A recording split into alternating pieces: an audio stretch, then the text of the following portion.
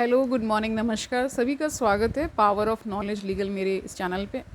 I hope सब अच्छे से पढ़ाई कर रहे होंगे। ठीक है, इकोनॉमिक सीरीज़ का भरपूर प्रयोग भी कर रहे होंगे। उपयोग तो लगा ही रहेगा। ठीक है, आज हम एक नया टॉपिक लेकर आ गए हैं।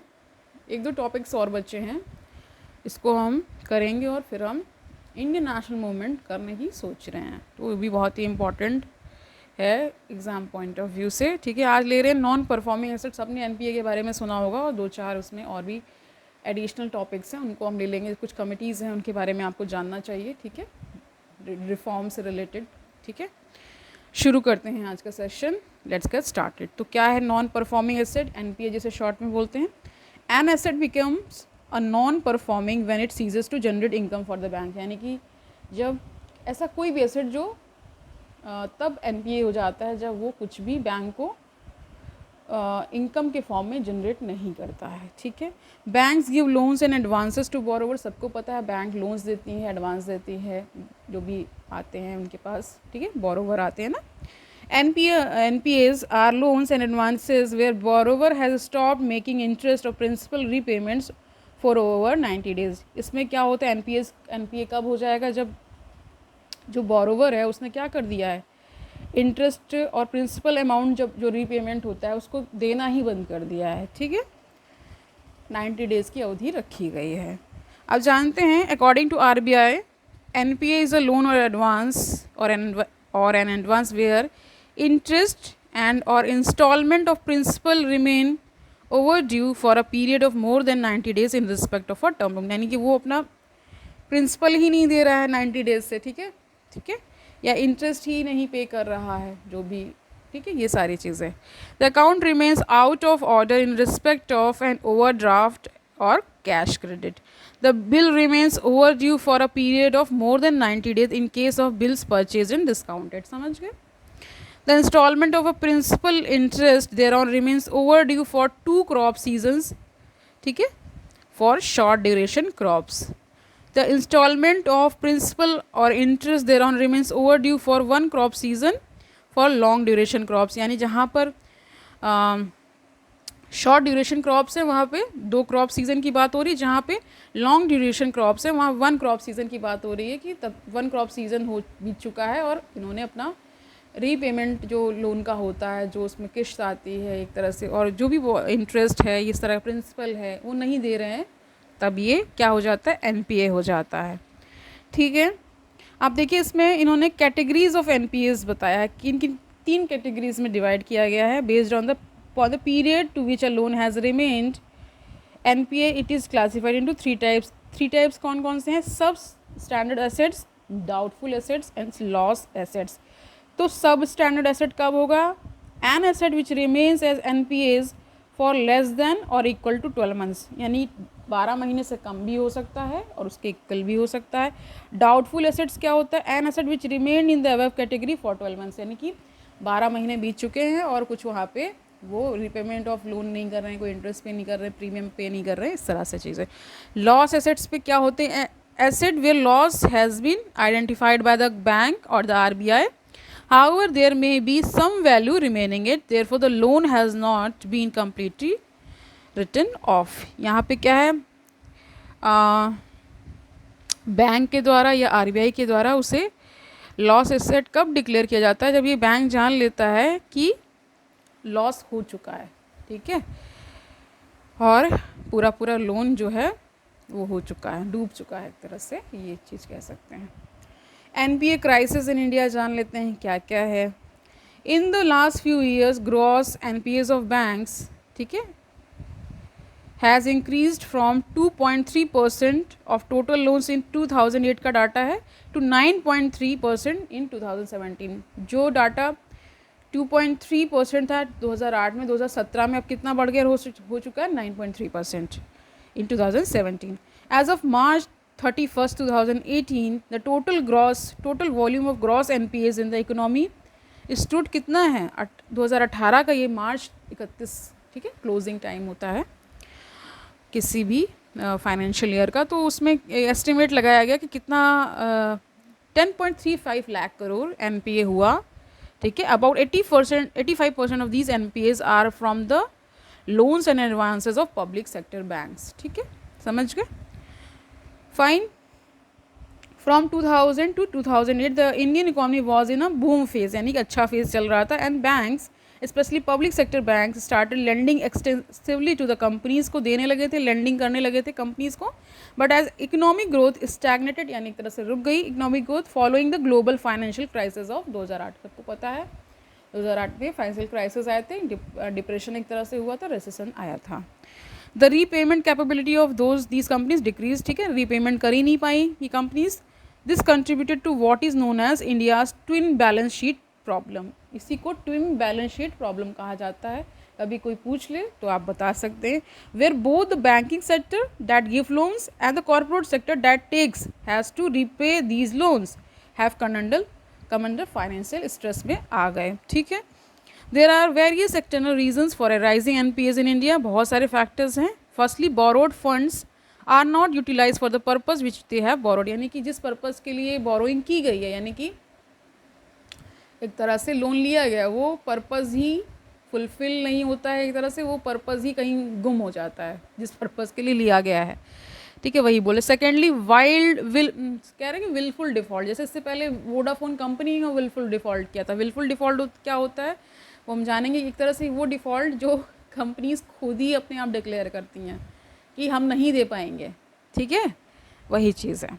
तो secondly wilful defaults, siphoning of funds, ठीक है, फ्रॉड्स, है ना, misappropriation adds to NPA. सबको पता है पीएनबी का जो इतना बड़ा, जो कौन थे वो चौकसी वगैरह ये जो थे, वो सब चीज़ें आप सभी लोग जानते ही होंगे। Thirdly, a business failure because of overestimated optimistic projections. Fourthly, lack of skill on the part of the banks to monitor and use of funds and diversion by the borrower through a web of shell companies. Shell companies आप समझिए सिर्फ paper में company है, real में उसका कोई existence नहीं है, उसी को शेल कंपनी कहा जाता है। मतलब एक तरह से शेल्फ होती है ना, उसकी दीवार में ही चीज़ें हैं, उसका रियल में कोई एग्जिस्टेंस नहीं है। इस तरह से शेल कंपनीज बनाई जाती हैं जो कि एनपीएस बहुत सारा क्रिएट कर देती हैं। अब देखिए tackling the NPA crisis India कैसे टैकल करती है। ठीक है, तो उसके लिए जान लेते हैं। Tackling the NPA crisis is the priority issue for the RBI. ठीक है, प्रायोरिटी इशू रहता है आरबीआई के लिए कि इसको टैकल कैसे किया जाए एनपीएस को, नॉन परफॉर्मिंग एसेट्स को।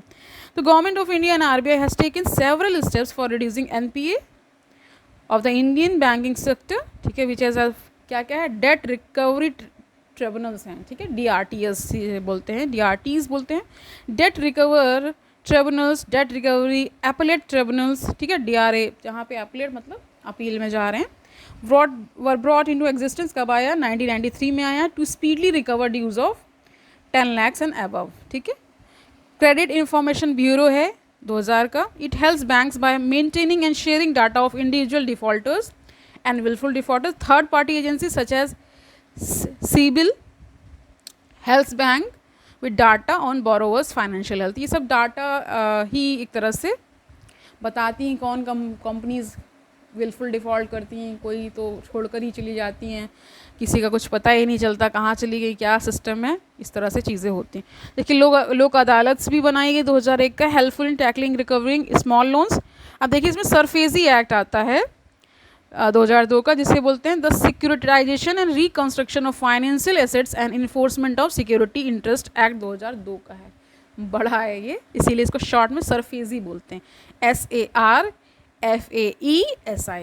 इसका फुल फॉर्म होता है the securitisation and reconstruction of financial assets and enforcement of security interest Act 2002 provides the bank with a mechanism for better recovery of assets by enabling them to take possession of securities and sell them to reduce the burden of the NPA.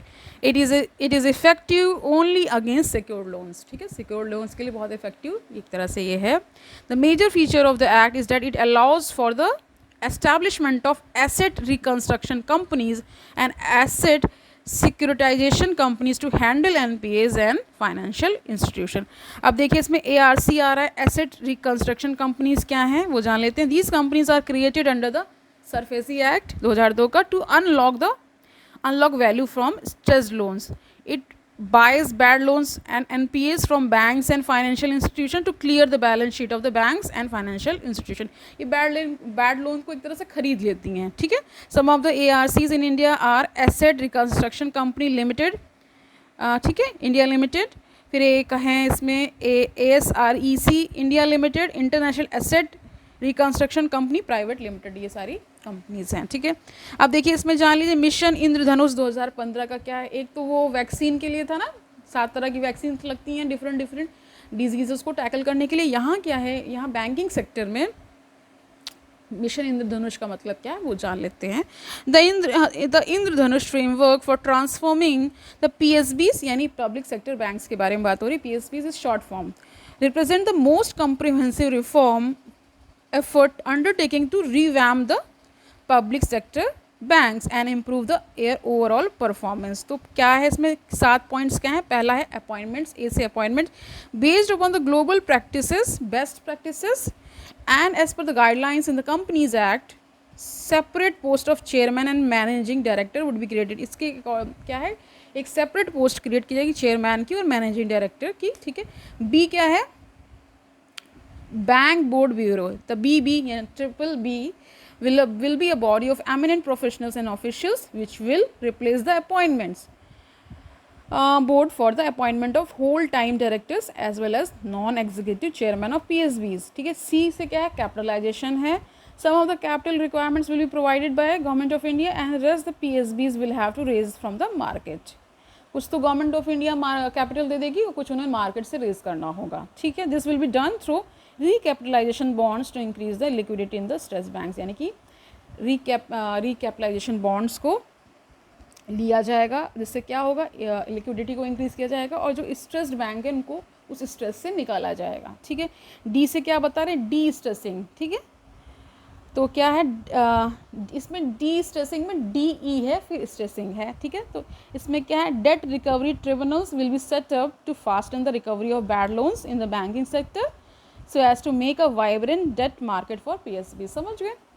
ई से क्या, empowerment करेंगे. There will be no interference from government and banks are encouraged to take independent decisions keeping in mind the organisational interest. इसमें क्या कह रहे हैं, government का हस्तक्षेप ज़्यादा नहीं होगा, बैंक्स खुद से अपना निर्णय ले सकेंगी, कैसे क्या करना है, कुछ समस्या आ रही तो कैसे उसे रिजॉल्व करना है, ये सारी चीज़ें. अब देखिए F से क्या है, framework of accountability. New KPI यानी key performance indicators would be linked with the banks to assess their performance, यानी कि एक तरह से अकाउंटेबल बैंक्स को बनाया जाएगा, ठीक है. उनकी परफॉर्मेंस को भी एसेस किया जाएगा, इस तरह से डिज़ाइन किया जाएगा पूरा, की परफॉर्मेंस इंडिकेटर्स बनाए जाएंगे एक न्यू, ठीक है. जी से क्या आ रहा है, गवर्नेंस रिफॉर्म्स, यानी कि कैसे उनका गवर्नेंस होगा, ये सारी चीज़ें. Government will give a new set of reforms to improve the efficiencies of PSBs whenever required. For example, ज्ञान संगम, a conclave of PSBs and financial institution. एक ज्ञान संगम प्रोग्राम होगा, ठीक है, एक कॉन्क्लेव कराता है PSBs के लिए और फाइनेंशियल इंस्टीट्यूशंस के लिए. अब देखिए इसमें एक वर्ड आ रहा है, एक एक्ट आ रहा है, insolvency and bankruptcy code act, ठीक है. IBC जिसे शॉर्ट में कहते हैं, is India's bankruptcy law. It was enacted with view to establish a consolidated framework for insolvency resolution of individuals, corporations, partnerships, ठीक है, firms in a time bound manner. देखिए insolvency और ये सब बैंक से क्या होता है, दिवालियापन, ठीक है, खुद ही से डिक्लेयर कर देते हैं कि हमारे पास पैसा नहीं, इस तरह से, ठीक है. तो इस सारे सब प्रॉब्लम्स को सॉल्व करने के लिए ये बनाया गया कोड एक्ट, ठीक है. The prime objective of the IBC is to rescue corporate debtors, ठीक है, उनको रेस्क्यू किया जा सके जो कि स्ट्रेस में है. The code specifies a time bound insolvency resolution process including any litigation which must be completed within 330 days. It was amended in 2021 में इसको amend भी किया गया. It sets out 3 classes of person who can trigger the corporate insolvency resolution process, जिसे short में किर्प कहा गया, CIRP. देखिए इसमें कौन कौन लोग हैं, फाइनेंशियल क्रेडिटर्स हैं, ऑपरेशनल क्रेडिटर्स हैं, कॉर्पोरेट डेटर्स हैं. A committee of creditors is constituted under corporate insolvency resolution process में किया जाएगा. Consider a resolution plan. A resolution plan provides for pay off debt by merger acquisition और reconstruction, ठीक है. एक तरह से मर्जर करा सकते हैं, एक्विजिशन करना है, देखिए बहुत सारी बैंक से मर्जर भी होता रहता है, एक्विजिशन कोई ले लेती हैं, किसी में मर्ज हो जाती हैं, सारी चीज़ें होती हैं, रिस्ट्रक्चर कर दिया जाता है कंपनी को, ठीक है। एंड अल्टरनेटिव एंड एक तरह से अल्टरनेटिव क्रिएट किया जा रहा है जहाँ पे इस तरह की समस्याएं आ रही है, उसको देखते जैसे बैंक्स बहुत घाटे में हैं तो उनको किसी से विलय करा दिया जाता है, जिससे कि उनका वो जो कम मतलब एक तरह से वो घाटे में जो जा रही होती है तो उसको प्रॉफिट एक तरह से हो सके, इसलिए सारी चीज़ें कराई जाती हैं। And alternate insolvency resolution process for micro small and medium enterprises was also introduced in 2021 के अमेंडमेंट में। It is known as pre package insolvency resolution, जिसे पिर्प कह दिया गया, PIRP, ठीक है। PIRP is the resolution of debt of a distress company through an agreement between secured creditors and investors instead of public bidding process। अब देखिए bad bank क्या है इसमें, देखिए जान लीजिए। A bad bank is an asset reconstruction company that takes over the bad loans of commercial banks. It then manages the bad loans, ठीक है, बैड लोन्स को मैनेज करने के लिए, and recovers the money over a period of time, और recovery वो करती है। However it is not involve in lending और रिसीविंग डिपॉजिट्स, ये ना डिपॉजिट्स को रिसीव करती है और ना ही देती है, ठीक है, किसी प्रकार की लेंडिंग नहीं करती है as perform by the commercial banks, rather it helps commercial bank resolve the bad loans. ये कमर्शियल बैंक्स को एक तरह से रिजॉल्व करती है उनके इशूज़ को, जैसे जो बैड लोन्स हो जाते हैं, ठीक है, फाइन। अब देखिए इसमें in budget 2021 the government had proposed a bad bank like structure to better manage non performing loans। accordingly क्या बनाया गया, national asset reconstruction company limited, जिसे शॉर्ट में NARCL कहा गया, as India's bad bank has received all regulatory approvals in early 2022। under this mechanism NARCL will acquire stressed assets from commercial banks in a phased manner। Separately, public and private lenders will combine forces to set up an India Debt Resolution Company, यानी IDRC, India Debt Resolution Company, that will manage these assets and try to raise their value for final resolution। समझ गए। अब देखिए इसमें आ रहा है project Sashakt. It is a strategy suggested by PNB chairman Sunil Mehta to resolve bad loans. सभी जानते हैं सुनील मेहता या इसके चेयरमैन हैं PNB के, तो उन्होंने एक तरह से प्रोजेक्ट सशक्त लाए थे वो, ताकि इन बैड लोन्स को रिजॉल्व किया जा सके, फाइन। अब bad loans up to 50 crore क्या है, it will be manage by at the bank level पे ही हो जाएगा with a deadline of 90 days की डेडलाइन होगी। बैड लोन्स ऑफ 50 से लेकर के 500 करोड़ का क्या होगा, banks will enter an inter-creditor agreement in which bank would be authorized to implement a resolution plan in 180 days or refer the asset to the NCLT। NCLT जान रहे हैं ना, जो कि एक तरह से आपके जो ये बैड लोन्स हैं उनको टैकल करने के लिए बनाई गई थी, ठीक है, फाइन। अब हम जान लेते हैं कमिटीज़ के बारे में कि क्या हैं इसके लिए, रिफॉर्म के लिए। With the launching of the economic reforms in India based on liberalisation, privatisation and globalisation in 1991, सबको पता है LPG से शॉर्ट में कहा जाता है। The government realise the need to supplement these reforms with associated reforms in the banking and financial sectors. Accordingly banking sector reforms in India have followed the road map. क्या road map दिया था, by 2 expert committees ने road map दिया, that is Narasimham committee 1991 की है, और दूसरा है नरसिम्हन कमेटी फेज़ 2 है, वो 1998 की है, ठीक है। Narasimhan was the 13th governor of the reserve bank of India, ठीक है, 13 गवर्नर थे फ्रॉम 2 मई यानी 2 मई से 1977 से लेकर के 30 नवंबर तक 1977 तक ये थे, ठीक है, फाइन। आप जान लीजिए 1991 जो फेज़ 1 था इस कमेटी का, उसमें क्या क्या इसमें इन्होंने किया है। The committee is known as committee on financial system. This committee aimed at achieving 3 major changes in the banking sector in India, ensuring a degree of operational flexibility, internal autonomy for the banks in their decision process, and a greater degree of professionalism in the banking operations। इन्होंने एक तरह से 3 चीज़ें क्या करी, एक तो किया कि इन्होंने फ्लेक्सिबिलिटी लेकर के आए बैंकिंग सेक्टर में, और इंटरनल ऑटोनॉमी का मतलब है बैंक्स को खुद की ऑटोनॉमी हो कि वो अपने डिसीजंस खुद ले सके। और तीसरा इन्होंने क्या किया, एक तरह से ग्रेटर डिग्री ऑफ प्रोफेशनलिज्म हो बैंकिंग ऑपरेशंस में, ठीक है। अब देखिए इन्होंने क्या क्या किया, reduction in the SLR and CRR, ठीक है, phasing out directed credit programme, ठीक है, ये लेकर के आए। Interest rate determination, structural reorganisation of the banking sector, establishment of ARF, यानी ठीक है, इसे एसेट रिकंस्ट्रक्शनल ट्रिब्यूनल कहा गया, और मोर फ्रीडम टू बैंक्स किया गया, ठीक है। ये इनके मेन पॉइंट्स हैं। अब देखिए नरसिम्हन कमेटी फेज़ 2 1998 में आया। इसका क्या है, this committee is also known as banking sector committee, ठीक है। वो क्या था, committee on financial system. The committee task was to review the process, यानी प्रोग्रेस, जो भी प्रोसेस चल रहे थे प्रोग्रेस की देखी गई, कैसे क्या हुआ, सजेस्ट क्या क्या किया गया। तो इसमें क्या बताया गया, स्ट्रॉन्गर बैंकिंग सिस्टम इन्होंने बताया, मर्जर के लिए मेजर पब्लिक से टू, ठीक है, मर्जर इन्होंने रिकमेंड किया था। नैरो बैंकिंग का मतलब है to tackle the high NPS, तो committee recommended the narrow banking concept where the banks were allowed to put their funds in short term and risk free assets, short term के लिए रखे और फिर risk free assets हो जाए। Reform in the role of the RBI, the committee felt that RBI being the regulator should not have ownership in any bank, ठीक है, इन्होंने इस तरह के रिकमेंडेशंस दी। Government ownership, it recommended government ownership of bank should be reviewed, फिर से देखा जाए उसको। NPS के लिए क्या किया, it recommended the formation of asset reconstruction funds or asset reconstruction companies.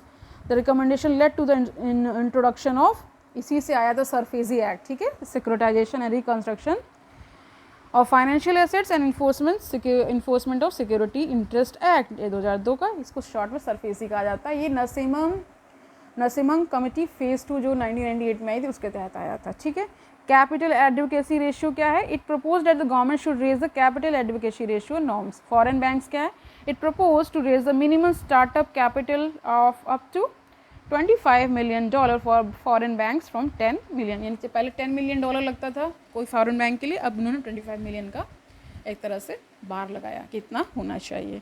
तो आज के लिए इतना ही रखते हैं, ठीक है, कल मिलते हैं, तब तक पढ़ते रहिए अच्छे से, 1-2 दिन में ये भी कंप्लीट हो जाएगा। हम फिर इंडियन नेशनल मूवमेंट करेंगे। अच्छे से पढ़ाई करिए, ऑल दी बेस्ट।